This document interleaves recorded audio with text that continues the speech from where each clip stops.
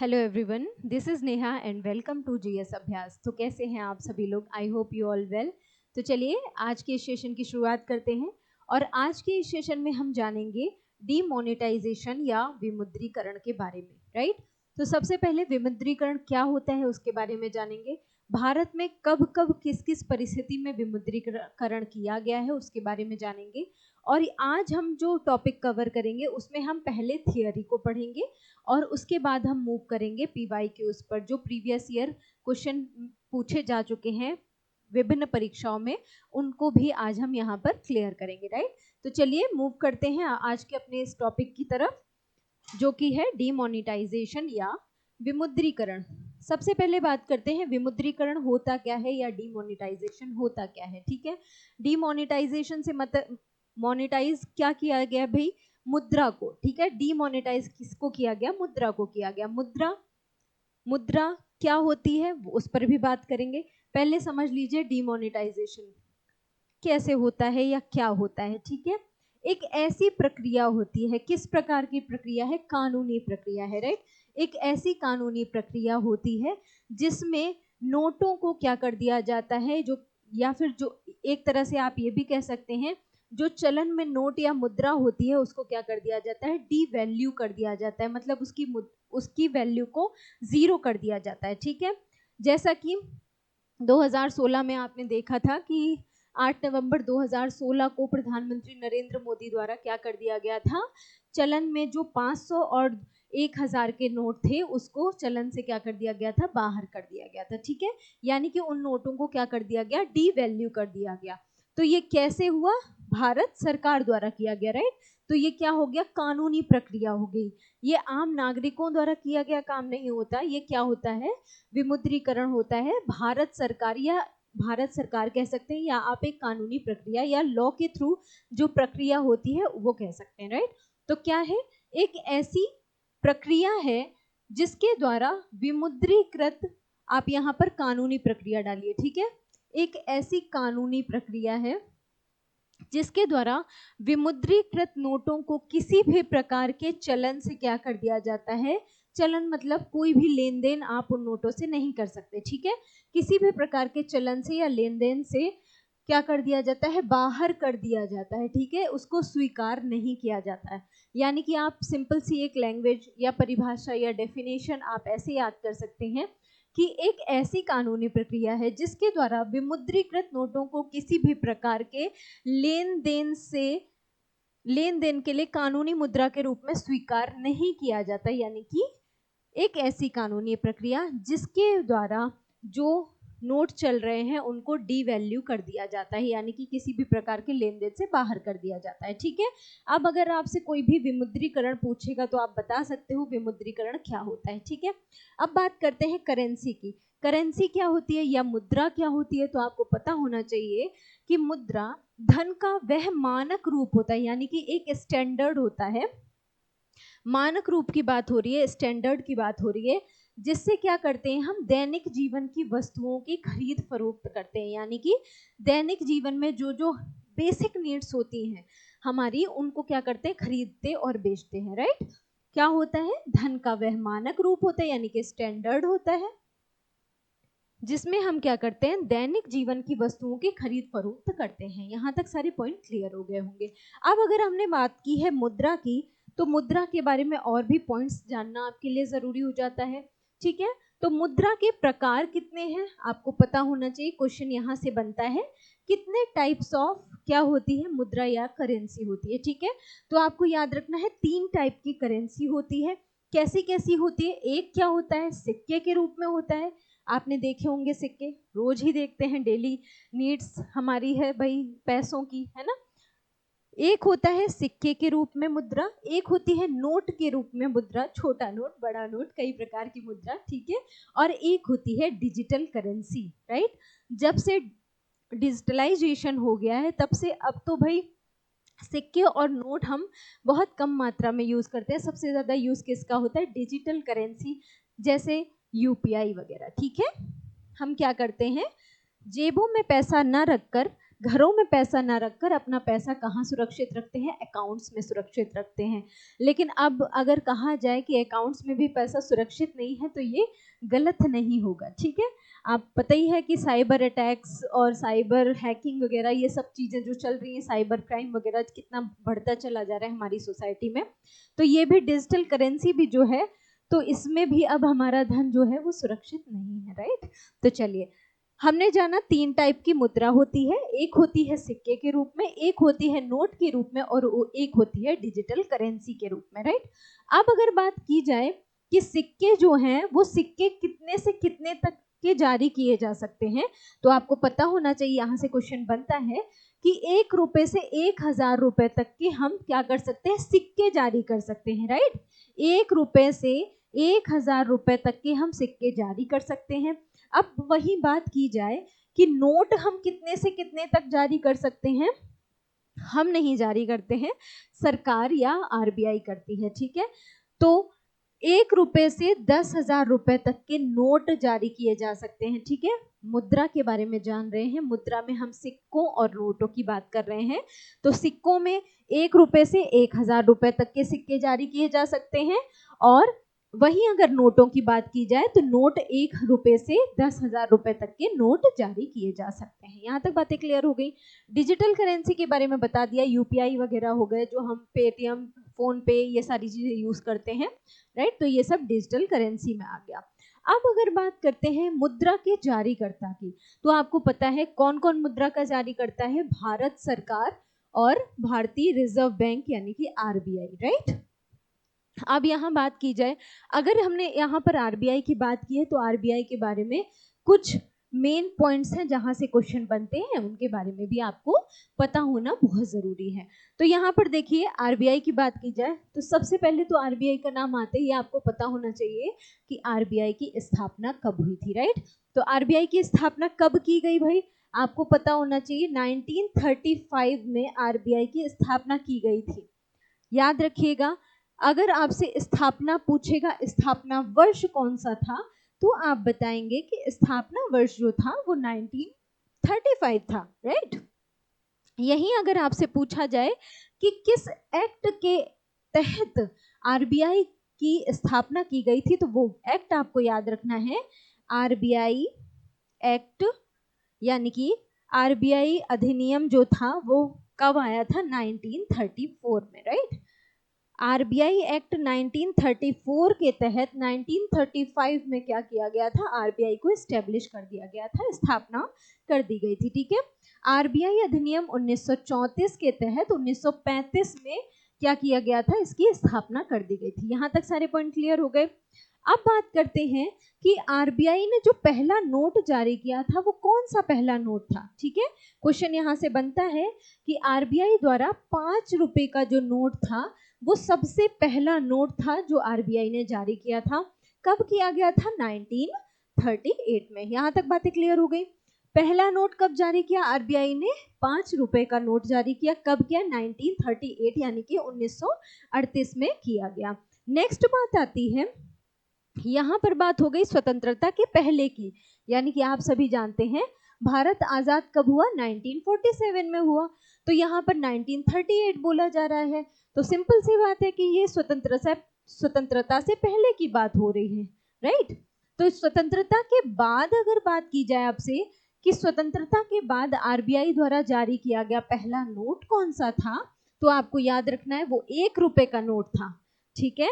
कौन सा नोट था, 1 रुपए का नोट था, और कब जारी किया गया था, 1949 में, यानी कि 1949 में जारी किया गया था। यहाँ तक सारे पॉइंट क्लियर हो गए।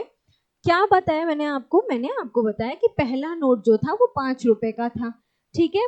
कब जारी किया गया, 1938 में, यानी कि स्वतंत्रता से पहले जारी किया गया। नेक्स्ट पॉइंट आता है, स्वतंत्रता के बाद आरबीआई द्वारा जो पहला नोट जारी किया गया वो कौन सा था, 1 रुपए का नोट था। कब जारी किया गया, 1947 में। स्वतंत्रता के बाद 1949 यानी कि 1949 में भारत सरकार यानी कि आरबीआई द्वारा ये नोट जारी किया गया। कौन सा था, 1 रुपए का नोट था, पहला नोट 5 रुपए का था। यहाँ तक सारे पॉइंट क्लियर हो गए होंगे, राइट। नेक्स्ट पेज पर आते हैं। नेक्स्ट देखिए, अब बात की जा रही है आरबीआई का विशेष प्रभाग है, यानी कि स्पेशल डिवीजन है। कौन है स्पेशल डिवीजन? BRBNM। कौन सा? भारतीय रिजर्व बैंक नोट मुद्रण, राइट। BRBNM जो है वो क्या है? आरबीआई का एक विशेष प्रभाग है, जिसके तहत क्या किया जाता है? क्या किया जाता है? बैंक नोटों की छपाई होती है, यानी कि ये क्या करता है? मुद्रा की आपूर्ति करवाता है, राइट। ये इसका काम क्या है? इसकी स्थापना कब हुई इसके बारे में जान लेते हैं। BRBNM की स्थापना कब हुई? यहाँ से क्वेश्चन पूछा जाता है। 1975 में इसकी स्थापना हुई, राइट। कब हुई इसकी स्थापना? 1975 में स्थापना हुई। किसकी? भारतीय रिजर्व बैंक नोट मुद्रण की, ठीक है। इसकी स्थापना 3 फरवरी 1975 में हुई। बैंक नोट और सिक्कों की मांग की आपूर्ति करने के लिए क्या किया जाता है?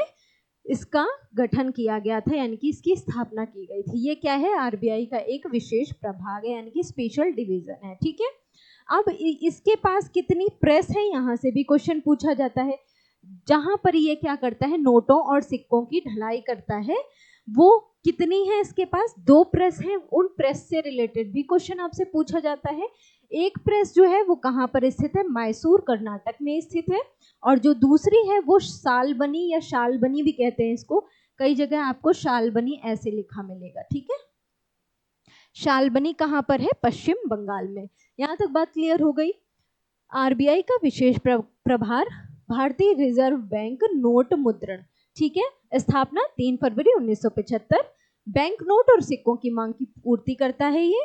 इसके पास 2 प्रेस हैं, एक है मैसूर कर्नाटक, एक है शालबनी पश्चिम बंगाल में। यहाँ तक बातें क्लियर हो गई होंगी। एक पॉइंट आता है, पूछा जाता है कि सन 2016 से 17 के बीच में एक विश्व रिकॉर्ड बनाया गया। किसके द्वारा बनाया गया?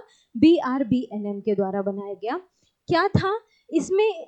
इन्होंने क्या किया? BRBNM ने 2016-17 के दौरान 20,000 मिलियन से अधिक, कितने? 20,000 मिलियन से अधिक के बैंक नोट छापकर एक वर्ल्ड रिकॉर्ड बनाया था। यहाँ से भी क्वेश्चन पूछा जाता है आपसे, ठीक है। तो यहाँ तक सारे पॉइंट क्लियर हो गए होंगे। नेक्स्ट बात करते हैं कि भारत में जो है वो सिक्का निर्माण जो है, ठीक है, कौन से एक्ट के तहत किया जाता है? यानी कि कौन सा एक्ट है जो वो नियम कायदे कानून बताता है जिसके तहत सिक्कों का क्या किया जाता है? निर्माण किया जाता है, राइट। तो वो एक्ट कौन सा है? वो एक्ट है कॉइनेज एक्ट, ठीक है। कॉइनेज एक्ट 2011, यानी कि 2011 का अधिनियम है ये। इसके तहत क्या किया जाता है? सिक्कों का क्या किया जाता है? निर्माण किया जाता है, ठीक है। अब एक क्वेश्चन पूछा जाता है कि 1 रुपए से 1,000 तक के सिक्के जारी किए जा सकते हैं। ये पॉइंट मैंने आपको पहले ही बता दिया है कि अगर सिक्कों की बात की जाए कि सिक्के जो हैं वो कितने से कितने रुपए तक के जारी किए जा सकते हैं, मैंने आपको बताया था 1 से लेकर 1,000 रुपए तक के सिक्के जारी किए जा सकते हैं। कौन जारी करता है? मैंने आपको बता दिया, आरबीआई करता है, ठीक है। और अगर यहीं पर नोटों की बात की जाए, मैंने आपको पहले भी बताया कि नोट कितने होते हैं भाई? 1 रुपए से 10,000 तक, ठीक है। 1 रुपए से लेकर 10,000 रुपए तक के क्या किए जा सकते हैं? नोट जारी किए जा सकते हैं, नोट छापे जा सकते हैं। मतलब नोटों के रूप में 1 से लेकर 1,000 तक, और सिक्कों के रूप में ढलाई कितने की हो सकती है? 1 रुपए से वहां पर 10,000 है, यहाँ 1,000 है। बस इतना फर्क माइनर सा आपको याद रखना, माइनर नहीं है ये, ह्यूज डिफरेंस है। नेक्स्ट देखिए, सिक्का जो निर्माण होता है वो किन धातुओं से होता है? उन पर भी कई बार क्वेश्चन आपको देखने को मिल जाता है। जब आयोग बहुत ही ज्यादा फैक्ट पर चला जाता है, आपको परेशान करने का सोचता है, तब आयोग इस तरह के क्वेश्चन पूछता है आपसे, ठीक है। तो आपको एक भी पॉइंट मिस नहीं करना है, सारे पॉइंट्स पर अपनी पकड़ बना के चलिए। अगर सिक्के निर्माण की धातु पूछ ली जाए, फेरिक स्टेनलेस स्टील से बनता है, क्यूपो निकल और एल्यूमिनियम ब्रॉन्ज, ठीक है। ये 3 प्रकार की धातुएं हैं जिनका प्रयोग सिक्के का निर्माण करने में किया जाता है। चलिए नेक्स्ट पॉइंट देखते हैं। देखिए, हम विमुद्रीकरण के बारे में पढ़ रहे हैं। तो विमुद्रीकरण किस चीज का होता है? करेंसी का होता है। करेंसी के प्रकार मैंने बताए, नोट होते हैं, सिक्के होते हैं और डिजिटल करेंसी होती है। तो उसके जारीकर्ता कौन है, कहाँ कैसे निर्माण होता है, इसके बारे में जानना जरूरी है। ठीक है, तो विमुद्रीकरण कब कब हुआ उसका इतिहास जानने से पहले ये सारे पॉइंट्स क्लियर होना जरूरी थे, इसलिए मैंने इन पॉइंट्स को भी मेंशन किया है। ठीक है, ध्यान से पढ़ते हुए चलिए।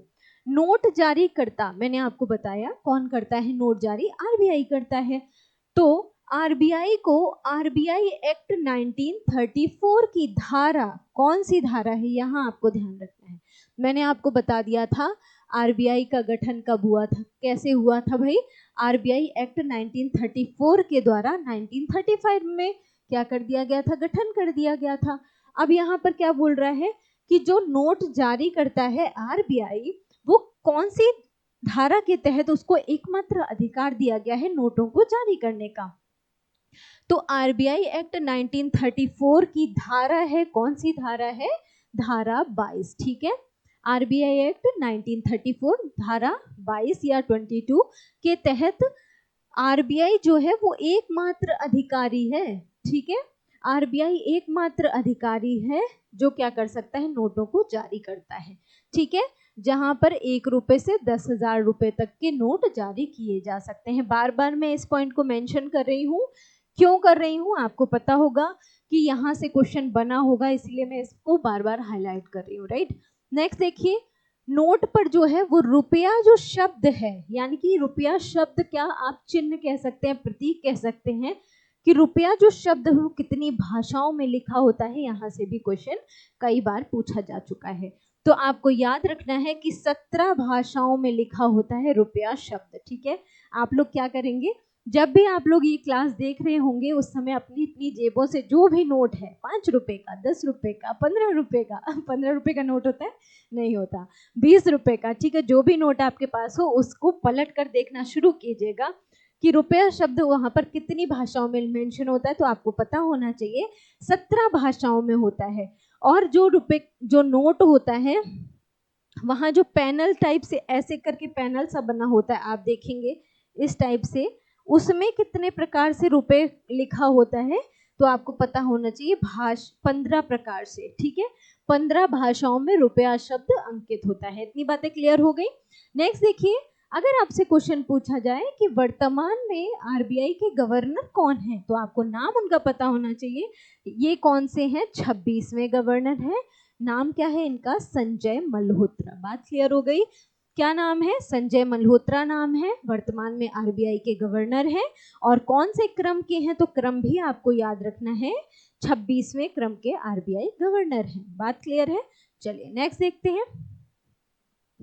अब बात करते हैं कि भारत है, तो भारत को गवर्न करने के लिए क्या है, भारत सरकार है। भारत सरकार अगर है तो भारत सरकार के अंडर एक कौन सा मंत्रालय है, वित्त मंत्रालय। ठीक है, वित्त मंत्रालय, इकोनॉमिक अफेयर। ठीक है, एक मिनिस्ट्री है, कौन सी है, इकोनॉमिक मिनिस्ट्री। और उस मिनिस्ट्री के अंतर्गत, उसके अंतर्गत एक विभाग है, कौन सा विभाग है, आर्थिक मामलों का विभाग। ठीक है, भारत सरकार के अंतर्गत एक मंत्रालय, वित्त मंत्रालय, वित्त मंत्रालय के अंतर्गत आर्थिक मामलों का विभाग आता है। और इसके अंडर में किसकी स्थापना की गई है, SPMCIL की स्थापना की गई। ठीक है, क्या है ये, security printing minting corporation of India. ठीक है, क्या है, security printing and minting corporation of India, इसकी फुल फॉर्म है। यहाँ से क्वेश्चन कई बार पूछा जाता है, तो आपको याद रखना है। ठीक है, ये क्या काम करता है उसके बारे में जानेंगे, उससे पहले इसकी स्थापना जानिए। कब स्थापना हुई, 10 फरवरी 2006 को इसकी स्थापना। किसकी स्थापना हुई, security printing and minting corporation of India की स्थापना हुई। ठीक है, ये किसके अंडर काम करता है, तो भारत सरकार का वित्त मंत्रालय है। वित्त मंत्रालय के अंतर्गत आर्थिक विभाग, आर्थिक मामलों का विभाग है, उसके अंडर ये कार्य करता है। राइट, इसकी स्थापना मैंने बताई 2006 में हुई। ये क्या है, एक स्टैट्यूटरी निकाय है, यानी कि सांविधिक निकाय है। राइट, जिसका गठन किया गया है। संविधानिक निकाय बात अलग हो गई, सांविधिक निकाय बात अलग हो गई, ये पॉइंट आपको याद रखने हैं। अगर मुख्यालय की बात की जाए तो मुख्यालय इसका कहाँ पर है, नई दिल्ली में इसका मुख्यालय स्थित है। जवाहर व्यापार भवन कहाँ पर, जनपद में। ठीक है, इतने पॉइंट क्लियर है। नेक्स्ट देखते हैं इसके बारे में। अब इसके बारे में समझिए जरा, ये करता क्या है, इसके अंतर्गत कितनी टकसालें हैं, इसके अंतर्गत कौन कौन सी प्रेस है, ये आपको पता होना चाहिए, ठीक है, कि ये कहाँ कहाँ पर नोटों की छपाई करता है, कहाँ पर नोटों में जो छपाई में जो इंक बनती है वो कहाँ बनती है, इन सारे पॉइंट्स को यहाँ पर मैं बताऊंगी, ठीक है। तो SPMCIL के अंतर्गत जो टकसाल है वो कहाँ कहाँ पर स्थित है। अगर नोट छपाई की टकसाल आपसे पूछी जाए तो 4 जगह पर टकसालें हैं, ठीक है। कहाँ कहाँ पर है, मुंबई, मुंबई कहाँ है भाई, महाराष्ट्र, आप जानते हैं, मुंबई महाराष्ट्र में नोट छपाई की टकसाल है। दूसरी टकसाल है कलकत्ता में, तीसरी है हैदराबाद में और चौथी है नोएडा।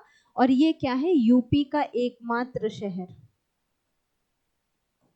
ठीक है, यूपी का एकमात्र शहर शामिल है जहां पर क्या है, नोटों की ढलाई की टकसाल है, ये आपको याद रखना है, ठीक है। अगर आप यूपी से हैं और आप यूपी SI और यूपी पुलिस एग्जाम दे रहे हैं तो आपको पता होगा कि ये आपके लिए बहुत ज़्यादा इंपॉर्टेंट हो गया, नोएडा का नाम। अगर आपसे नोट ढलाई की सिक्के ढलाई की टकसाल पूछी जाती है, नोट ढलाई नहीं, सिक्के ढलाई की टकसाल पूछी जाती है, तो आप बताएंगे नोएडा में है, यूपी का एकमात्र है, कौन सा है, नोएडा। वैसे 4 जगहों पर है, ठीक है, 4 जगह पर टकसालें हैं, कौन कौन सी, मुंबई, कोलकाता, हैदराबाद एंड नोएडा। यहां तक बातें क्लियर हो गई।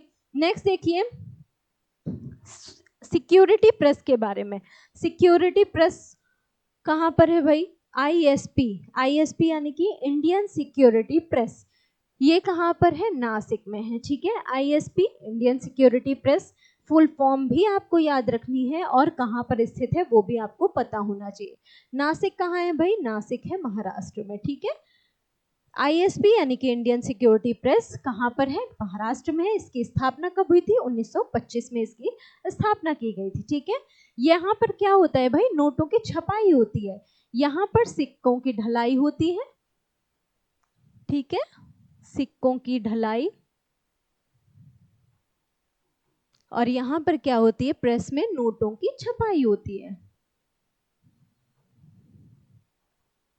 यहाँ पर सिक्के ढाले जाते हैं, कूट कूट कर सिक्के ढाले जाते हैं, यहाँ पर क्या होता है, कागज में नोटों की छपाई होती है, ठीक है। SSP क्या है, सिक्योरिटी प्रिंटिंग प्रेस, ठीक है। अब देखिए करेंसी नोट प्रेस कहाँ कहाँ पर है, यानी कि करेंसी नोट प्रेस कहाँ पर है, नासिक महाराष्ट्र में, और बैंक नोट प्रेस जो है देवास MP में है, ठीक है। बैंक नोट प्रेस कहाँ पर है, देवास में है, देवास कहाँ है, MP में है। ये सारे हैं जो पॉइंट जहां से क्वेश्चन बनते हैं, आपको याद रखना है। Bank note press Dewas MP, security currency note press Nashik में, ठीक है। नेक्स्ट देखिए, अब आता है विमुद्रीकरण के बारे में, ठीक है। अब विमुद्रीकरण के इतिहास को जानते हैं। अभी तक हमने विमुद्रीकरण की बात की, फिर हम करेंसी पर आ गए, फिर हमने समझा कि करेंसी कहाँ कहाँ पर ढलाई की जाती है, कहाँ पर छपाई की जाती है, RBI क्या करता है, कौन करेंसी को जारी करता है, इन सब के बारे में हमने जाना, ठीक है। अब हम बात करेंगे विमुद्रीकरण के इतिहास के बारे में। तो क्या अब तक विमुद्रीकरण हुआ है कभी, तो हाँ, आपको पता होना चाहिए कि भारत में अब तक 3 बार विमुद्रीकरण किया जा चुका है। कितनी बार, टोटल 3 बार, 3 बार विमुद्रीकरण किया जा चुका है। कब कब, क्या हर बार स्वतंत्र भारत की स्वतंत्रता के बाद ऐसा हुआ था, तो नहीं। सबसे पहले क्या हुआ था, 1946 में, 1946 में जब अंग्रेजों का शासन था, तब सबसे पहले क्या किया गया था, डिवैल्यू किया गया था करेंसी को। कितने की करेंसी थी वो आपको पता होना चाहिए, 1000 और 10,000 के नोट को क्या कर दिया गया था, बंद कर दिया गया था, किसके द्वारा, अंग्रेजों के द्वारा, ठीक है। और 1954 में इनको क्या कर दिया गया था, फिर से चला दिया गया था, ये भी पॉइंट आपको याद रखना है, ठीक है। तो पहला विमुद्रीकरण कब हुआ, पहला विमुद्रीकरण अगर आपसे पूछा जाए, पहला विमुद्रीकरण, तो आप क्या बताएंगे, 1946 में हुआ पहला विमुद्रीकरण हुआ। कब हुआ, स्वतंत्रता प्राप्ति से पहले हुआ, हम पर तब भारत हमारा आजाद नहीं हुआ था, क्योंकि आपको पता है 1947 यानी कि 1947 में ही तो भारत आजाद हुआ था, और बात यहाँ किसकी हो रही है, 1946 की हो रही है, ठीक है। अब अगर बात की जाए कि दूसरी बार जो है डीवैल्यू कब की गई थी करेंसी, तो आपको पता होना चाहिए 1978 में। ये क्या हो गई, दूसरा विमुद्रीकरण हो गया।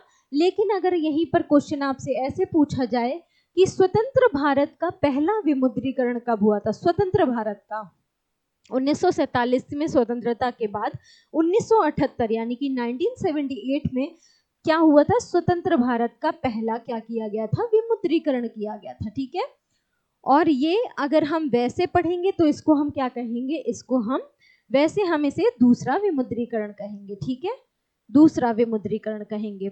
और इसमें कितने कितने के नोट डिवैल्यू किए गए थे, यहाँ से क्वेश्चन आपसे पूछेगा, तो आपको याद रखना है 1000, 5000 और 10,000 के नोट को चलन से बाहर कर दिया गया था। पहले में कौन से नोट हुए थे, 1000 और 10,000 के। ठीक है, जिनको 1954 में यानी कि 1954 में फिर से चला दिया गया था। एक बार फिर 1978 में क्या हुआ, स्वतंत्र भारत का पहला विमुद्रीकरण हुआ। 1000, 5000 और 10,000 के नोट को चलन से बाहर कर दिया गया। यहीं पर एक क्वेश्चन और बनता है, क्या बनता है भाई, कि उस समय सरकार किसकी थी, जिसकी सरकार कौन सी पार्टी की सरकार थी जिस समय ये दूसरा विमुद्रीकरण हुआ था, तो आपको याद रखना है जनता पार्टी की सरकार थी। राइट, जनता पार्टी की सरकार थी। मोरारजी देसाई क्या बने थे, प्रधानमंत्री बने थे। और आरबीआई के अगर गवर्नर की बात की जाए तो उस समय आरबीआई गवर्नर कौन थे, आईजी पटेल थे।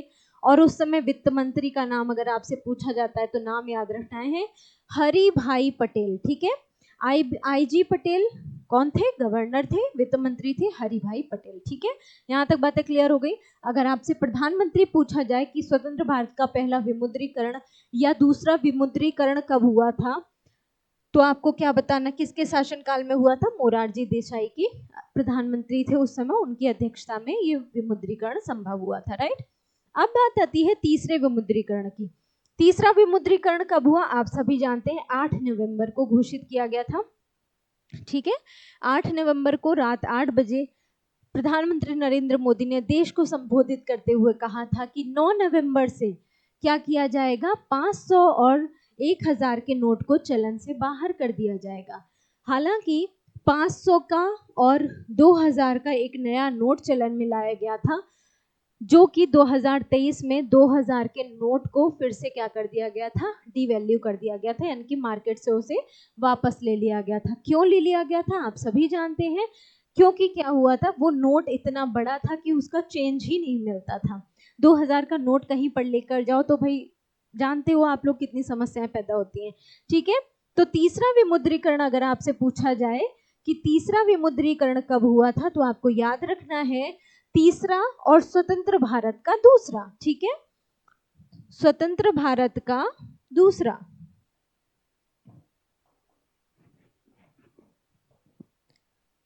वैसे ये तीसरा विमुद्रीकरण था, लेकिन अगर स्वतंत्र भारत का पूछा जाए तो दूसरा विमुद्रीकरण था। ठीक है, कब हुआ, 2016 में हुआ। तारीख याद रखनी है आपको, कब हुआ था, 8 नवंबर सन 2016 को। प्रधानमंत्री कौन थे, नरेंद्र मोदी थे। और इन्होंने क्या किया था, 500 और 1000 के नोटों को चलन से बाहर कर दिया था। ये सारे पॉइंट क्लियर हो गए होंगे।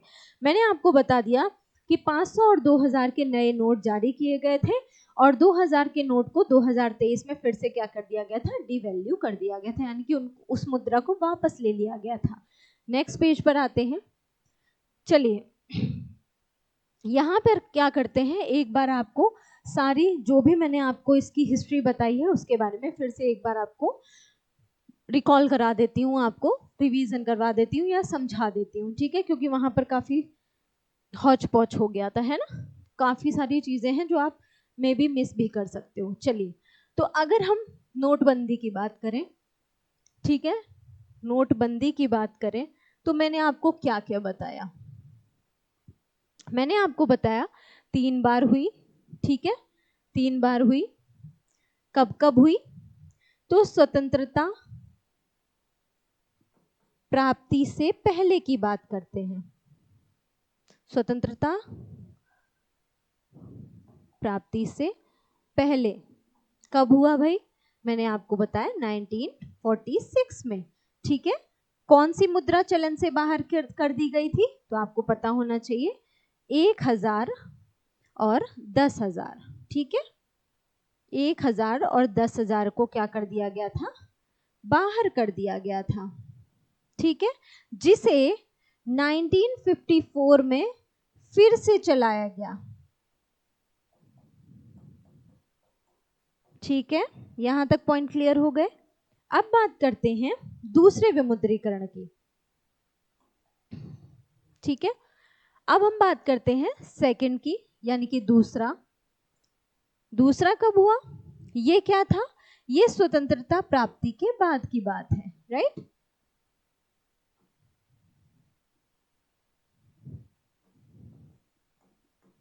स्वतंत्रता प्राप्ति के बाद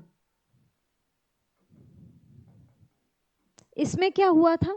ये स्वतंत्रता प्राप्ति के बाद का पहला विमुद्रीकरण था। ठीक है, का पहला, और वैसे क्या था? ये दूसरा था। ठीक है, अगर स्वतंत्र भारत का बोलेंगे तो पहला बोलेंगे, और अगर वैसे पूछा जाएगा तो ये दूसरा विमुद्रीकरण था। कब हुआ? 1978 में हुआ। इसमें क्या किया गया? 500, 1000 और 10,000 के नोटों को चलन से बाहर कर दिया गया। ठीक है, बाहर कर दिया गया। किसकी सरकार थी? आपको याद रखना है, मोरारजी देसाई। ठीक है, जनता पार्टी की सरकार थी, ये याद रखना है आपको। मोरारजी देसाई क्या थे? प्रधानमंत्री थे। इन्हीं के समय क्या हुआ? दूसरा विमुद्रीकरण किया गया। इतनी बातें क्लियर हो गई। अब अगर हम बात करें तीसरे विमुद्रीकरण की कि तीसरा कब हुआ, तो मैंने आपको बताया वैसे तो ये तीसरा होगा, लेकिन अगर स्वतंत्रता प्राप्ति के बाद देखेंगे तो स्वतंत्रता के बाद ये होगा दूसरा।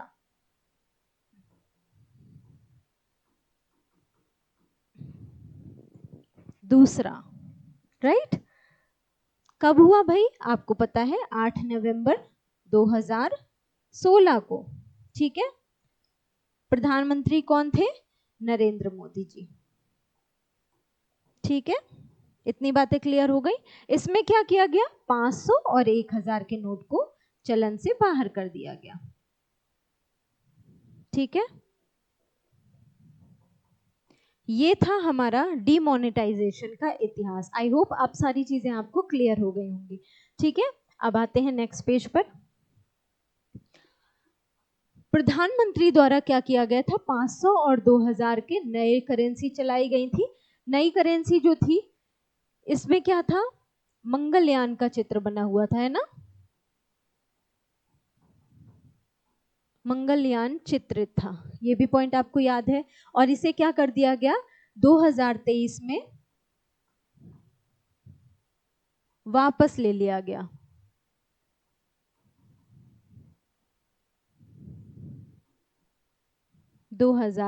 में इसे वापस ले लिया गया, राइट? ये पॉइंट भी याद रखना है। अब बात करते हैं कि अगर विमुद्रीकरण होता है, करेंसी को डिवैल्यू किया जाता है, तो क्यों किया जाता है? ये आपके लिए जानना बहुत जरूरी है। क्यों किया जाता है? इसका उद्देश्य क्या होता है? काले धन के प्रचलन पर रोक लगाने के लिए। यानी कि आप सभी जानते होंगे, लोग क्या करते हैं? डंप कर लेते हैं पैसा। ठीक है, ब्लैक मनी जो होती है, एक सफेद धन होता है, व्हाइट मनी होती है जो लोग खून पसीना एक करके कमाते हैं। ठीक है, और एक होता है ब्लैक मनी। ठीक है, जिसको फ्रॉड करके, साइबर क्राइम के थ्रू, या बहुत सारे ऐसे चीजें हैं जिसके थ्रू क्या करते हैं? हम ब्लैक मनी इकट्ठा कर लेते हैं। ठीक है, तो ब्लैक मनी यानी कि काले धन पर वार करने के लिए क्या किया जाता है? डीमोनेटाइजेशन किया जाता है। क्वेश्चन यहाँ से भी बनते हैं, तो आपको ये सारे पॉइंट भी क्लियर होने चाहिए। काले धन के प्रचलन पर रोक लगाने के लिए डीमोनेटाइजेशन किया जाता है। बैंकों की ब्याज दरों को कम करने के लिए भी क्या किया जाता है? डीमोनेटाइजेशन की प्रवृत्ति अपनाई जाती है, यानी कि मुद्रा को डिवैल्यू कर दिया जाता है। कैशलेस अर्थव्यवस्था को बढ़ावा देने के लिए भी डीमोनेटाइजेशन जैसी प्रक्रिया अपनाई जाती है। नकली नोटों को बाजार से हटाने के लिए इसका प्रयोग किया जाता है। आप सभी जानते हैं, नकली नोट भी भाई बाजार में इतने होते हैं ना, आपने देखा होगा 500 या जो नोट बड़े नोट होते हैं उनको लोग ऐसे करके यूं यूं करके देखते हैं ना, उसमें गांधी जी का चित्र देखते हैं, ठीक है। तो वही क्या होते हैं, कई सारे क्या होते हैं नकली नोट भी बाजार में होते हैं। तो उस करेंसी को भी बाहर हटाने के लिए क्या किया जाता है, ऐसी व्यवस्था को अपनाया जाता है। आतंकी गतिविधियों की रोकथाम के लिए भी ऐसी प्रक्रिया की जाती है। भाई जो ब्लैक मनी के रूप में धन जमा होता है वो आतंकवादियों तक भी तो पहुंचाया जाता है। उससे क्या होता है, उनको बड़ा, जैसे ये नकली दवाओं में और ये आतंकवाद को बढ़ावा देने में, भ्रष्टाचार बढ़ाने में, ये इस तरह की करेंसी का बड़ा योगदान होता है जो ब्लैक मनी होती है, ठीक है।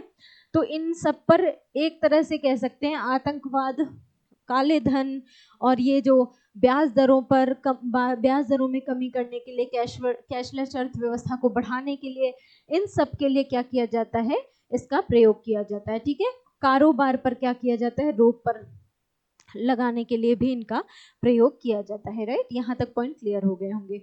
नेक्स्ट आती है, अभी तक जारी सबसे बड़ा नोट कौन सा था। क्वेश्चन आपसे पूछा जाता है कि भारत सरकार द्वारा अब तक का जारी सबसे बड़ा नोट कौन सा था।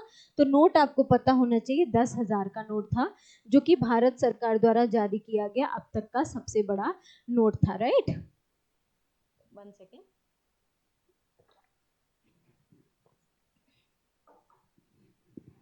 चलिए नेक्स्ट पॉइंट देखिए, वर्तमान में 2000 के नोट को क्या कर दिया गया, चलन से वापस ले लिया गया। मैंने आपको पहले ही बता दिया, कब लिया, 2023 में ले लिया गया था, ठीक है। टोटल कैश जो था, टोटल कैश में अगर 2000 के नोट देखे जाएं तो कितने परसेंट थे जब इसे वापस ले लिया गया था, तो 10.8% थे हमारे बाजार में। तो उसको क्या कर दिया गया, वापस ले लिया गया। नेक्स्ट पॉइंट देखिए, अमान्य नोटों की कीमत कितनी थी जब ये डिमोनेटाइजेशन हुआ था 2016 में। तो उस समय जो अमान्य नोट थे उसकी कीमत कितनी थी, यहाँ से क्वेश्चन आपसे पूछा जा चुका है। कब पूछा गया है, यूपी पुलिस 2019 के पेपर में। 2019 का जो पेपर है उसमें यहाँ से क्वेश्चन पूछा गया है कि जिस समय डिमोनेटाइजेशन हुआ था 2016 में, उस समय अमान्य नोटों की कीमत कितनी थी। तो आपको वो कीमत याद रखनी है, 15.41 लाख करोड़ थी, ठीक है। इतनी याद रहेगी। 15.41 मतलब 41 लाख करोड़ थी, ये पॉइंट आपको याद रखना है। नेक्स्ट पॉइंट पर आ जाइए, बैंक तक कितना पहुंचा था, तो 15.28 लाख करोड़ जो था, 2.8 लाख करोड़ जो था वो पहुंच गया था, जो कि लगभग कितना था, 99.3% था। यहाँ से क्वेश्चन पूछ चुका है तो आपको इसे याद रखना है, ठीक है। कितना करोड़ पहुंच गया था, वापसी हो गई थी जब डिमोनेटाइजेशन हुआ था, तो 15.28 लाख करोड़ जो था वो वापस बैंक को प्राप्त हो गया था। नेक्स्ट पॉइंट पर आते हैं, 2000 के नोट वापस लेने की अंतिम तिथि क्या थी, यहाँ से क्वेश्चन पूछा जा चुका है। तो वो अंतिम तिथि क्या थी, 30 सितंबर 2023, ठीक है। यहाँ से क्वेश्चन पूछा जा चुका है, ये इंपॉर्टेंट है। 2000 के नोट को वापस कब ले लिया गया था, उसकी अंतिम तिथि क्या थी, अंतिम रूप से कब तक जमा कर सकते थे, 30 सितंबर 2023 तक। अगर 2000 के उस नोट को 30 सितंबर 2023 के बाद कोई वापस करने जाएगा तो उसका कुछ नहीं होगा, आपको कुछ भी करेंसी वापस नहीं मिलेगी, ठीक है। चलिए नेक्स्ट देखिए, जब काला धन बढ़ जाता है और अर्थव्यवस्था के लिए क्या होता है, खतरा बन जाता है, तो उसे दूर करने के लिए क्या किया जाता है, विमुद्रीकरण की नीति को अपनाया जाता है। इसके तहत क्या होता है, पुरानी करेंसी को चलन से बाहर करके नई मुद्रा शामिल की जाती है। ये पॉइंट आपको याद रखने हैं, ठीक है। भारत से प्रभावित होकर, ये पॉइंट आपके लिए इंपॉर्टेंट, डबल स्टार बना लेंगे, कि क्वेश्चन आपसे ये भी पूछता है कि क्या सिर्फ भारत ही डिमोनेटाइजेशन करता है या भारत को देखकर किसी और देश ने भी ऐसा इस प्रक्रिया को अपनाया है। तो आपको याद रखना है, भारत को देखकर ऑस्ट्रेलिया और वेनेजुएला ने भी क्या किया है, विमुद्रीकरण का फैसला किया था, ठीक है। कौन कौन से वो दो देश हैं, तो ऑस्ट्रेलिया और वेनेजुएला, इन दोनों के नाम आपको याद रखने हैं, राइट। नेक्स्ट पेज पर आते हैं।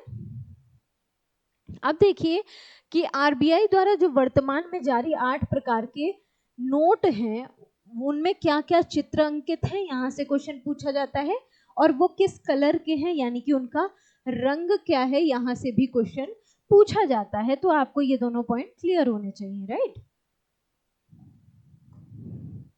क्या क्या कलर है देख लेते हैं जल्दी से। 5 रुपए का जो नोट है आप सभी जानते हैं उसमें क्या चित्र अंकित है, ट्रैक्टर। ठीक है, 5 रुपए में हम गांव जा सकते हैं, गांव में क्या है टॉफी खा सकते हैं जाकर, राइट। तो क्या होता है आप इस ट्रिक से याद कर सकते हैं कि ट्रैक्टर का जो चित्र आप गांव में देखते होंगे, गांव में घरों में आप जाएंगे तो घर के बाहर ट्रैक्टर खड़े होते हैं, है ना।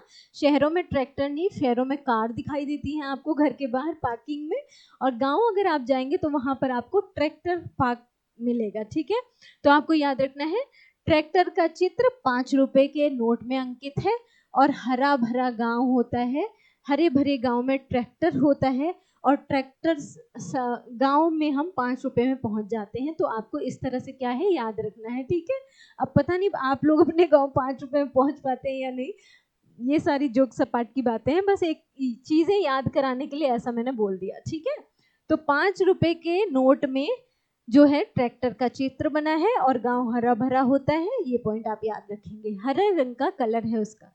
ठीक है, नेक्स्ट बात करते हैं 10 रुपए के नोट में। तो कोणार्क का सूर्य मंदिर, ठीक है, जिसे हम ब्लैक पैगोडा के नाम से भी जानते हैं, राइट। किस नाम से जानते हैं? Black pagoda. कहां पर स्थित है याद रखना है आपको, कोणार्क कहाँ है? ओडिशा। ठीक है, ओडिशा में स्थित है ये सूर्य मंदिर है। कौन सा मंदिर है? सूर्य मंदिर है।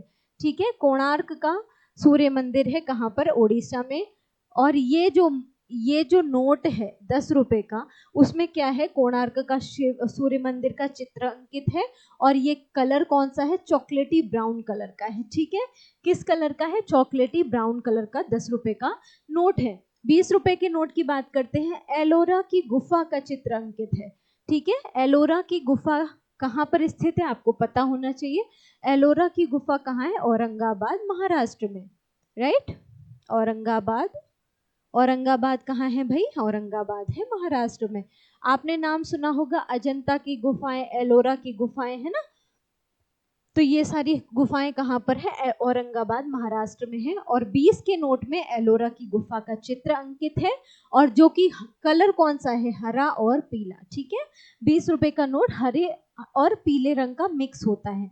ठीक है, नेक्स्ट बात आती है 50 रुपए के नोट की। तो हम्पी के रथ मंदिर, है ना। हम्पी कहाँ पर है? कर्नाटक में, राइट। हम्पी कहाँ पर है? तो हम्पी है कर्नाटक में, यहाँ पर लिख देती हूँ मैं, हम्पी कर्नाटक में है। ठीक है, हम्पी में रथ मंदिर है, द्रौपदी रथ, भीम रथ, अर्जुन रथ, नकुल रथ, सहदेव रथ, इस तरह के रथ बने हुए हैं। महाभारत में जितने भी पांडव थे उनके नाम के वहां पर रथ बने हुए हैं। सबसे छोटा जो रथ है वो द्रौपदी रथ है, राइट। तो जो 50 रुपए का है उसमें हम्पी के रथ मंदिर बने हुए हैं, और उसका कलर कौन सा है? फ्लोरोसेंट ब्लू कलर का है। ठीक है, 100 रुपए के नोट में रानी की बाव का चित्र अंकित है, और इसका रंग कौन सा है? नीला हरा रंग है। ठीक है, 200 रुपए के नोट में सांची का स्तूप निर्मित है, अशोक द्वारा इसकी स्थापना कराई गई थी। सांची स्तूप की किसने स्थापित किया था? सांची का स्तूप अशोक ने। ठीक है, ये सब आप हिस्ट्री में पढ़ेंगे। 200 रुपए के नोट में सांची का स्तूप अंकित है, जो कि कलर क्या है इसका? ब्राउन येलो कलर का है। ठीक है, थोड़ा थोड़ा ब्राउन और थोड़ा सा येलो कलर मिक्स है। 500 रुपए के नोट में लाल किले का चित्र अंकित है, और इसका कलर कौन सा है? स्टोन ग्रे कलर का। ठीक है, वैसे यहाँ पर मुझे नोटों के चित्र भी लगा देने चाहिए थे, लेकिन वैसे तो आप लोग बहुत स्मार्ट हो, आप लोग अपने अपने नोट जेबों से बाहर निकालिएगा और फटाफट देखना शुरू कर दीजिएगा। रात भर सारे नोटों को सामने रख लीजिए, और अगर आपके पास ना हो तो घर में उधार मांग लीजिए, किसी से भी, मम्मी से ले लीजिए, पापा से ले लीजिए, उधार ले लीजिएगा, बस अपने पास रखिएगा नहीं। ठीक है, 2000 रुपए का नोट, इसमें कौन सा चित्र अंकित है? मंगलयान का अंकित है, और जो कि कलर क्या था इसका? मेजेंटा कलर का था। ठीक है, ये इसको क्या कर दिया गया? अब वापस ले लिया गया है। ठीक है, अब ये क्या है? चलन में नहीं है। यहाँ तक सारे पॉइंट क्लियर हो गए होंगे। नेक्स्ट देखते हैं, कुछ इंपॉर्टेंट पॉइंट्स हैं। एक नोट में रुपए शब्द कितनी बार अंकित होता है? मैं पहले भी बता चुकी हूँ, 17 भाषाओं में अंकित होता है। ठीक है, और जो कि पैनल में कितने प्रकार से भाषा लिखी होती है तो 15 प्रकार से भाषा, रुपए शब्द जो होता है 15 भाषाओं में लिखा होता है। किसमें? नोट के पैनल में। और नॉर्मल पूछा जाए कि एक नोट में रुपए शब्द कितनी भाषाओं में लिखा होता है, तो 17। नेक्स्ट देखिए, सिक्के जो होता है वो कौन जारी करता है? आप सभी जानते हैं, भारत सरकार द्वारा जारी किया जाता है। सिक्के कौन जारी करता है? भारत सरकार जारी करता है। और एक पॉइंट यहाँ बहुत ज़्यादा ज़रूरी है, इसको हाईलाइट करेंगे आप। एक पॉइंट इंपॉर्टेंट है, आपको नोट डाउन कर लेना है कि जो 1 रुपए का सिक्का होता है, राइट, 1 रुपए का जो सिक्का होता है, क्वेश्चन यहाँ से पूछा गया है कई बार, उस पर हस्ताक्षर किसके होते हैं? ठीक है, 1 रुपए के सिक्के पर हस्ताक्षर किसके होते हैं? तो आप सभी को पता होना चाहिए कि जो भारत सचिव होता है वो 1 रुपए के सिक्के पर हस्ताक्षर करता है। ठीक है, 1 रुपए के नोट पर, 1 रुपए के सिक्के पर जिसके हस्ताक्षर होते हैं वो भारत सचिव होता है। ठीक है, और अगर यही बात की जाए कि बाकी जो नोट होते हैं, ठीक है,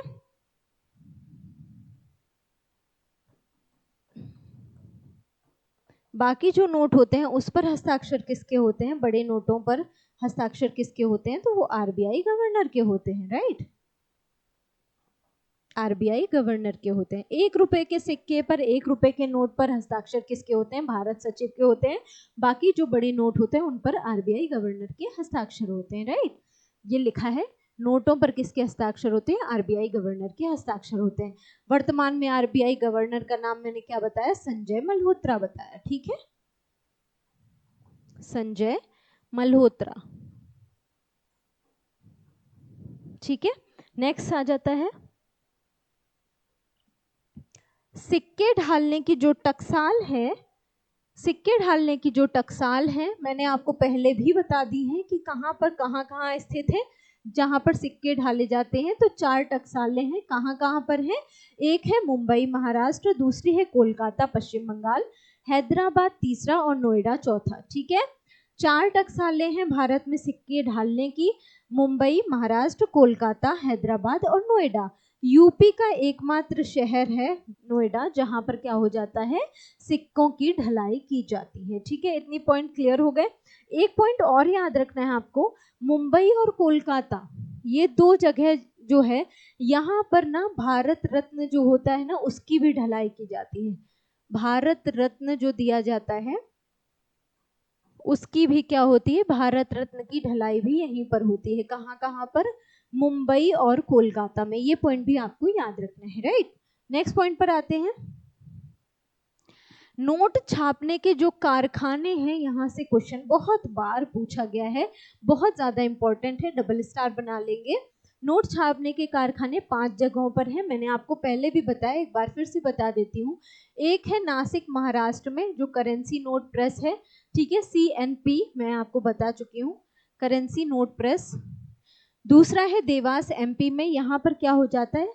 नोट छापने की स्याही बनाई जाती है, BNP बैंक नोट प्रेस के बारे में मैंने आपको बताया था ना, देवास MP में है, यहाँ पर नोट छापने की स्याही बनाई जाती है।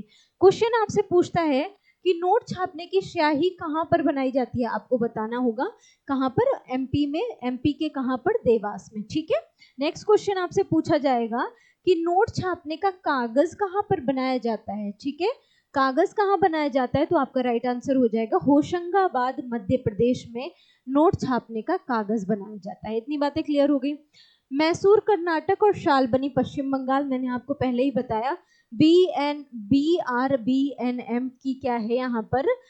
प्रेस है, जो कि इसका फुल फॉर्म मैंने आपको यहाँ पर लिख दिया है, भारतीय रिजर्व बैंक नोट मुद्रण। ठीक है, इसकी क्या है? प्रेस है यहाँ पर। BRBNM की प्रेस कहाँ पर है? मैसूर कर्नाटक और शालबनी पश्चिम बंगाल में।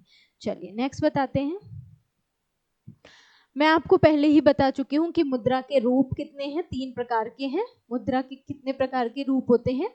3 प्रकार के होते हैं। सिक्के होते हैं, पेपर या कागज या नोट होता है, और क्या होता है? डिजिटल करेंसी होती है। ठीक है, करेंसी के बारे में मैंने आपको बता दिया कि धन का वह मानक रूप यानी कि स्टैंडर्ड जिसमें दैनिक जीवन की वस्तुओं की क्या की जाती है? खरीद और फरोख्त की जाती है। ठीक है, यहाँ तक सारे पॉइंट क्लियर हो गए।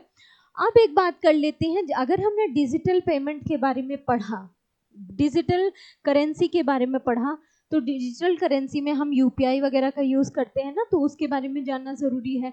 यूपीआई का फुल फॉर्म कई बार आपसे पूछा जाता है, कब से ये स्टार्ट किया गया वो पूछा जाता है, तो इस पर भी ध्यान दे देते हैं। यूपीआई का फुल फॉर्म सबसे पहले आपको याद रखना है unified payment interface, right. UPI unified payment interface इसका फुल फॉर्म है। प्रणाली विकसित किसने की, यानी कि यूपीआई की प्रणाली को विकसित किसने किया, तो किसने किया, एनपीसीआई ने किया, national payment corporation of India द्वारा क्या किया गया, इसको विकसित किया गया। अगर इसकी लॉन्चिंग की बात की जाए तो कब लॉन्च किया गया, 11 अप्रैल 2016 को, ठीक है। 2016 जो वर्ष था वो काफी क्या था, एक कहते हैं ना, जो एक तरह से कह सकते हैं कि बहुत ही उथल पुथल वाला वर्ष रहा था, ठीक है। तो उसी समय क्या हुई थी, ये क्रांति आई थी, डिजिटलीकरण हो गया था हमारी मनी का, है ना, हमारी पेमेंट्स का। तो कब लॉन्च हुआ, 2016 में लॉन्च हुआ। आपको याद रखना है 25 अगस्त 2016 से क्या कर दिया गया था, यूपीआई सक्षम जो ऐप था वो प्ले स्टोर पर क्या कर दिया गया था, आ गया था, ठीक है। अब अगर यही क्वेश्चन आपसे पूछा जाए कि दुनिया का सर्वाधिक डिजिटल पेमेंट करने वाला देशों का क्रम क्या है, दुनिया का सर्वाधिक डिजिटल पेमेंट करने वाले देशों का क्रम क्या है, तो आपको याद रखना है क्या क्रम है, यहाँ ये आप लोग मुझे क्या करेंगे, कमेंट करके बताएंगे, ठीक है। ये आप लोग मुझे कमेंट में इसका आंसर करेंगे। वैसे मैं आपको बता ही देती हूँ। भारत जो है फर्स्ट नंबर पे है, सेकंड कौन है भाई, सेकंड नंबर पे चाइना है, और इसके बाद के जो जो कंट्रीज हैं वो आप लोग मुझे बताएंगे, ठीक है। दुनिया का सर्वाधिक डिजिटल पेमेंट करने वाले देशों के क्रम में भारत जो है, भारत का क्या है, फर्स्ट रैंक है। सेकंड नंबर पे कौन है भाई, सेकंड नंबर पे चाइना है। और अगर यहीं पर भारत का परसेंटेज आपसे पूछ लिया जाए तो 55% भारत क्या करता है, डिजिटल रूप से क्या करता है, पेमेंट को यूज करता है, ठीक है। माध्यम जो है पेमेंट करने का माध्यम 55% तक भारत में क्या है, डिजिटल है, ठीक है। यहां तक बातें क्लियर हो गई। नेक्स्ट देखिए पॉइंट, भीम यूपीआई की बात कर लेते हैं, ठीक है। आप सभी को भीम नाम से कुछ तो याद आ गया होगा, है ना। तो भीम नाम किसके नाम पर किया गया, डॉक्टर भीमराव अंबेडकर के नाम पर, ठीक है। भीम नाम यूपीआई को किससे दिया गया, डॉक्टर भीमराव अंबेडकर के नाम पर दिया गया।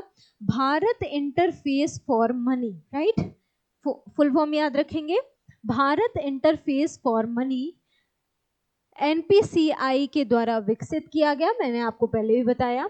कब लॉन्च हुआ, 30 दिसंबर सन 2016 को लॉन्च हुआ, ठीक है। कब लॉन्च हुआ, 30 दिसंबर 2016 को, स्टार बना लेंगे, ये पॉइंट आपके लिए इंपॉर्टेंट है। और इसमें अगर आपसे पूछा जाए कि भुगतान की सीमा कितनी है, तो आपको याद रखना है 1 रुपए से 1 लाख रुपए तक का भुगतान हम कर सकते हैं एक दिन में, ठीक है। यूपीआई के थ्रू अगर पेमेंट पूछा जाए कि एक दिन में हमारी जो लिमिट है वो कितनी है, तो आपको पता होना चाहिए 1 रुपए से लेकर 1 लाख रुपए तक हम एक दिन में भेज सकते हैं किसी को भी, ठीक है। ये पॉइंट आपको याद रखना है। अब आ जाते हैं क्वेश्चंस पर। जितने भी जरूरी पॉइंट्स थे मैंने आपको क्लियर कर दिए। जो भी थियोरी से क्वेश्चन बनता है सारे पॉइंट यहाँ पर बता दिए हैं। अब बात कर लेते हैं कुछ क्वेश्चंस की, और जहाँ जो क्वेश्चन क्या है प्रीवियस ईयर है, मतलब पहले के वर्षों में पूछे जा चुके हैं, चाहे वो 2019 का पेपर हो, 2022-23 का पेपर हो, एसआई का हो, यूपीएसआई का हो, या यूपी पुलिस की बात की जाए, इन सब में ये सारे क्वेश्चन पूछे जा चुके हैं, इसलिए मैंने यहाँ पर इनको मेंशन किया है, ठीक है। चलिए पहला क्वेश्चन है, 28 अक्टूबर 2016 को भारत में प्रचलन में कुल कितनी मुद्रा थी, ठीक है। 28 दिसंबर 2016 को भारत में कुल कितनी मुद्रा प्रचलन में थी, यहाँ से क्वेश्चन पूछा गया है। ऑप्शन ए है 18 लाख करोड़, ऑप्शन दूसरा है 17.77 लाख करोड़, ऑप्शन तीसरा है 15.77 लाख करोड़। तो आपका आंसर हो जाएगा 17.77 यानी कि 77 लाख करोड़ जो है वो क्या थी, प्रचलन में मुद्रा थी, राइट। ये सारे क्वेश्चन पूछे जा चुके हैं इसलिए मेंशन कर दिए हैं, इनको आप ऐसे ही याद कर लेंगे। दूसरा क्वेश्चन है, 31 मार्च 2016 को आरबीआई की वार्षिक रिपोर्ट में 500 से 1000 रुपए की कितनी मुद्रा प्रचलन में थी।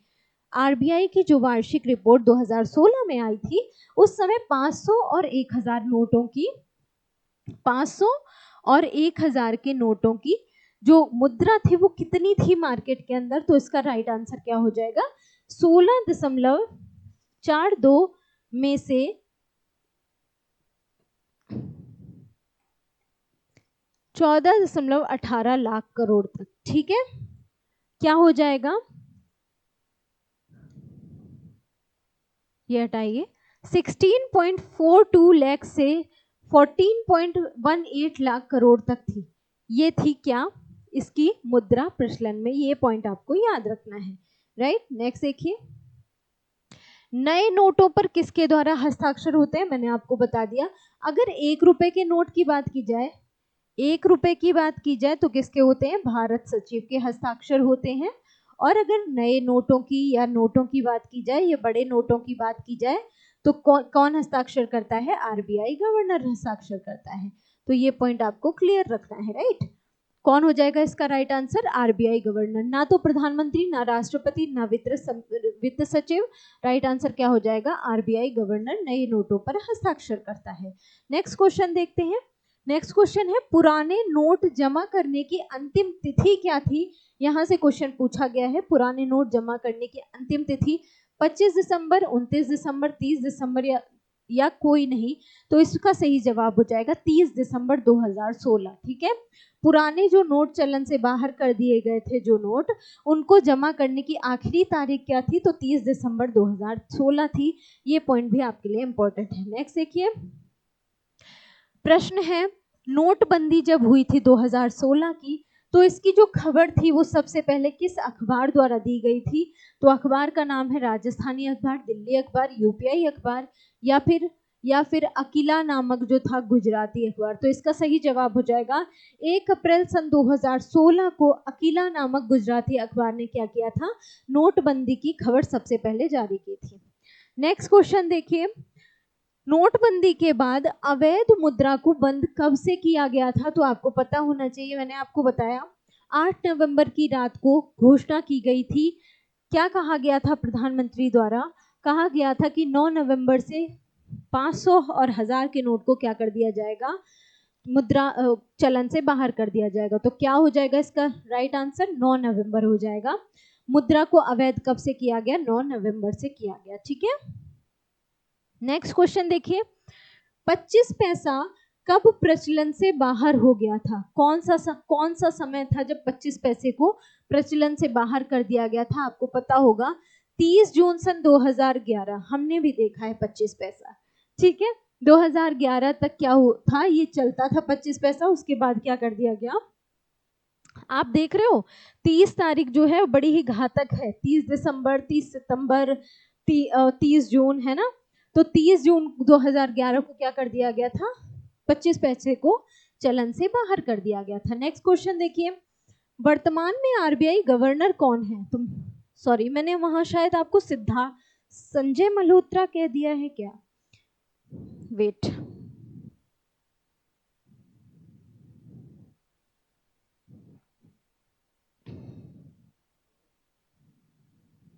हाँ जी, यहाँ पे मैंने थोड़ा शायद गलत मेंशन कर दिया। संजय मल्होत्रा ना होकर यहाँ पर क्या है? सिद्धार्थ मल्होत्रा, राइट। एक और ऑप्शन बना लीजिए, क्या नाम है इनका? सिद्धार्थ मल्होत्रा। कौन से क्रम के हैं? 26वें क्रम के हैं, राइट।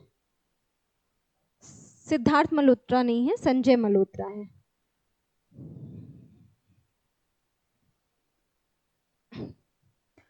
सिद्धार्थ मल्होत्रा नहीं है, संजय मल्होत्रा। अगर हम सिद्धार्थ मल्होत्रा लिख देंगे तो आप फिर पहुंच गए होंगे सिद्धार्थ मल्होत्रा तक। क्या नाम है इनका? संजय मल्होत्रा है, राइट। संजय मल्होत्रा हैं जो 26वें क्रम के क्या हैं? आरबीआई गवर्नर है वर्तमान में। अगर वर्तमान में 2025 में आपसे पूछा जाए कि कौन है आरबीआई गवर्नर, आपको नाम याद रखना है, संजय मल्होत्रा आरबीआई गवर्नर है, राइट। नेक्स्ट क्वेश्चन देखिए, एक व्यक्ति जो है अपने बैंक खाते में कितना पैसा जमा कर सकता है? तो कितना पैसा जमा कर सकता है? 3 लाख, 2.5 लाख या 3.5 लाख या 2 लाख, तो आपको पता होना चाहिए एक व्यक्ति जो है वो अपने बैंक खाते में 2.5 लाख रुपए तक जमा कर सकता है। ठीक है, नेक्स्ट देखिए, नेक्स्ट क्वेश्चन है 30 दिसंबर। और ये क्वेश्चन बना क्यों था भाई?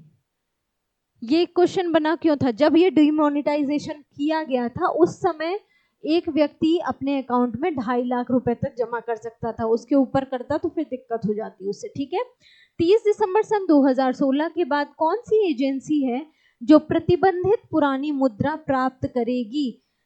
जो मुद्रा प्रचलन से बाहर कर दी गई थी, तो कौन सी संस्था थी जिसने उस मुद्रा को लिया था? तो आपको पता होना चाहिए, क्या वित्त मंत्रालय लेगा, क्या आरबीआई लेगा, वित्त सचिव लेंगे या पीएमओ लेगा, यानी कि प्राइम मिनिस्टर ऑफिस।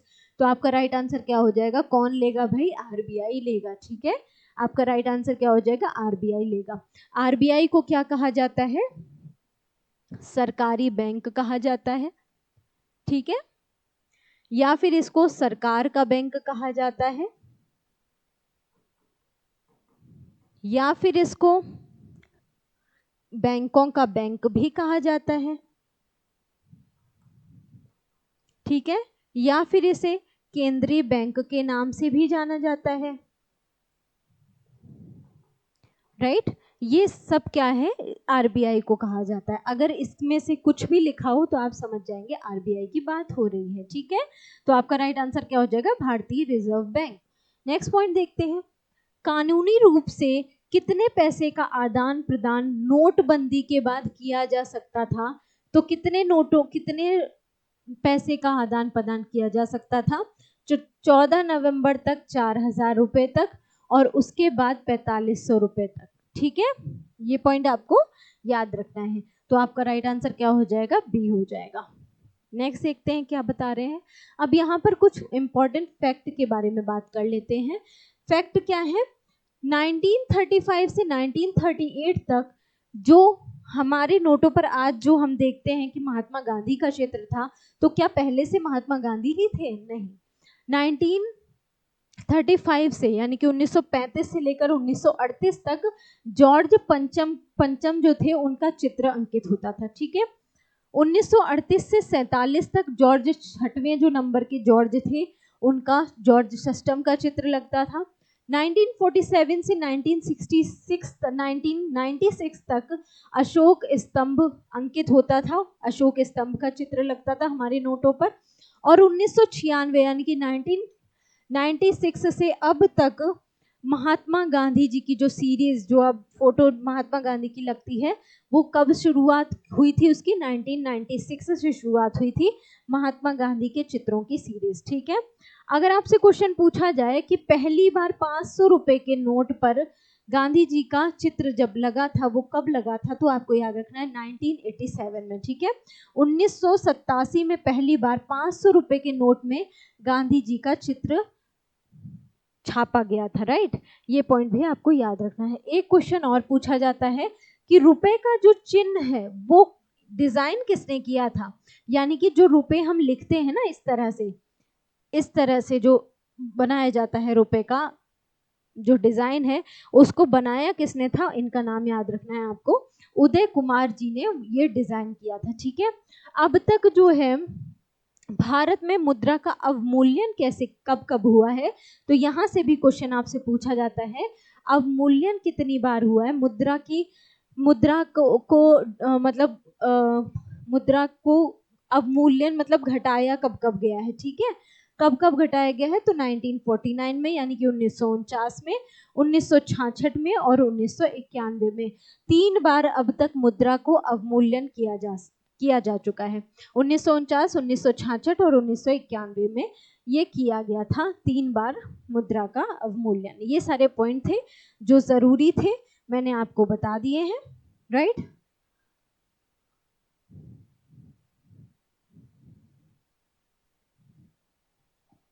तो आज का ये हमारा जो टॉपिक था विमुद्रीकरण का, ये हमने पढ़ लिया है, समझ लिया है। तो आई होप आपको क्लास सेशन पसंद आया होगा। राइट, अगर आप सभी को क्लास सेशन पसंद आया हो तो आप लोग क्लास को लाइक और शेयर करना बिल्कुल मत भूलेगा। अपने सभी दोस्तों से इस हमारे जो जीएस अभ्यास का ऑनलाइन प्लेटफॉर्म है उसे सब्सक्राइब ज़रूर करवा दीजिएगा। आपका ये एक एक सब्सक्रिप्शन, लाइक एंड शेयर हमारे लिए मोटिवेशन का काम करेगा, राइट? तो कल फिर मिलते हैं एक नए सेशन के साथ। तब तक के लिए टेक केयर, गुड बाय।